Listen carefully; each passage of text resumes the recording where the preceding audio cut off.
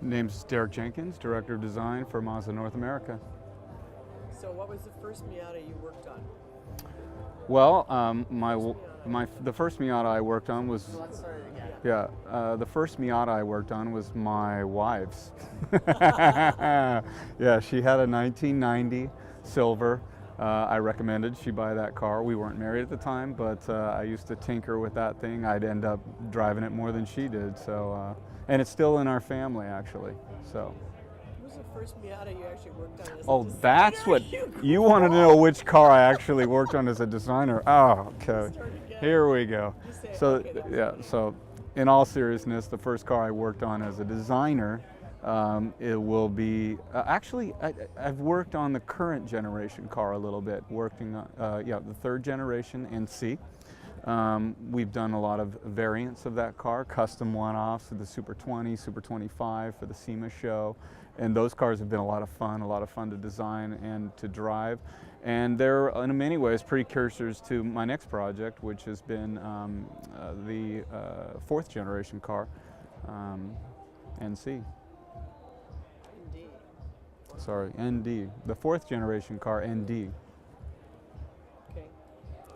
So you recommended that Miata to your soon-to-be wife. Was not a car that you had. Were you working for Mazda at the time? Oh, no, I worked See for, that. yeah.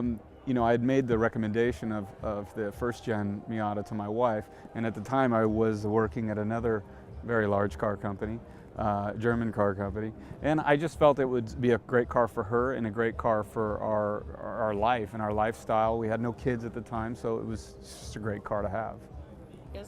Working for a German car company, just say, what that Mazda meant to you, when it came on your radar? You know, I mean, I had, working for a German car company, I'd always kind of grown up with German cars, but the time of 1989 when the NA launched, the first gen car, that had a profound influence on me because I grew up with import cars. I grew up really loving European cars, but that car was something different from Japan that I wasn't used to, and has had a big impact ever since. So when it came time that I could actually afford to buy a car later on, once I was making some money, that it was logical to go towards something like that because it didn't have it from the European side. What was unusual? What was it that you weren't used to?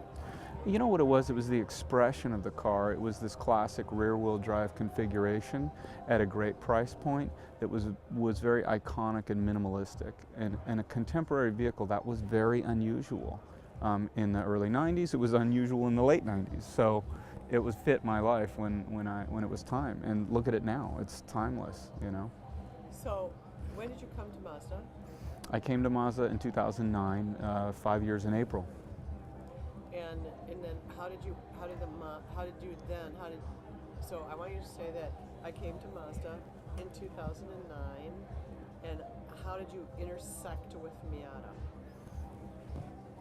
So, I came to Mazda in 2009, and it was around kind of mid-cycle of the current car, and that's when we started to do these special editions of that car. And not far after that, we're already looking at the next generation product at that point. So that was kind of my first exposure to the internal workings of that program. So you're working on the next car. And what is it? How do you maintain or even address the incredible heritage and in kind of rabid popularity of that car? Just talk about that for a second. I mean, the car's obviously been a massive success throughout its life, and it's unquestionable that it's an icon. So there's a huge legacy that you have to address.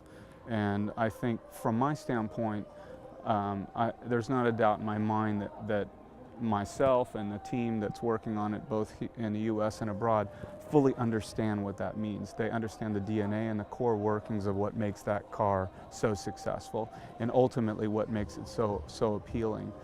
I think that we understand it almost to a fault, meaning that... Did you do any special exercises among the team? First of all, are there different studios competing for the design? Yes, of course, yeah. Say that. Of course, there's different studios competing for the design. Competing is not the right term. We're really collaborating to get to the best possible solution.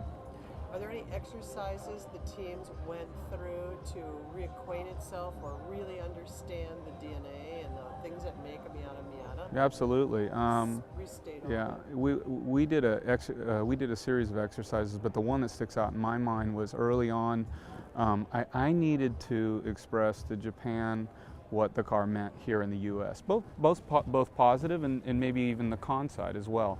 And I wanted to express that in the best possible way. So we went to a series of different enthusiast events, Cars and Coffee here in Irvine, as well as up in Mazda Raceway, and just said, exactly that. What does MX-5 mean to you? Or what do you, even non-MX-5 people, what does the MX-5 mean to you?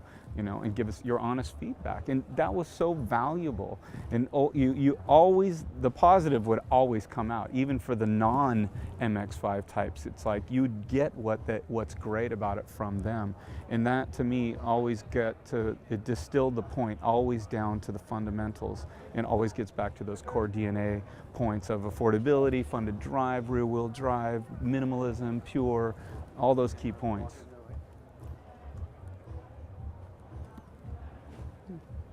So, yeah. Cool. Okay. Sorry, Dean. He's a little bit critical. I think we're going to say that again just because Dean came through the door. Okay. We're going to do it again. So, where was that right then? Yeah, I think we so. Right. So we're going to say. You say, and when you talk to people, it always came down to the same core elements. Right. Blah, blah, Yeah. blah, blah, blah, blah. They could just start right there with when we Yeah. talk to people. So when we did this exercise and we talked to people, both enthusiasts of the car and even non-enthusiasts, it would always get back to the core elements because everybody saw the value in those things, whether they chose to drive the car or not. And it was that minimalism, fun to drive, very pure, rear-wheel drive, simple shape that ultimately is so hard to reproduce, and we want to stay true to that. How's it coming? Have you identified this, or you're in the midstream, or where are we with it? At this point? Yeah, at this point, it's fair to say that the car is finished. So, yeah. No, of course, the cycles take a long time, and the car is at a point where it's matured, and we have the solution. So I think we're feeling very, very excited about it, obviously. And I wish there was more I could show and tell, but of course at this stage in the game, you're still going to have to wait, Gene.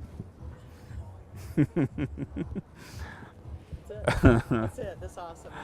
That's good. It's very exciting.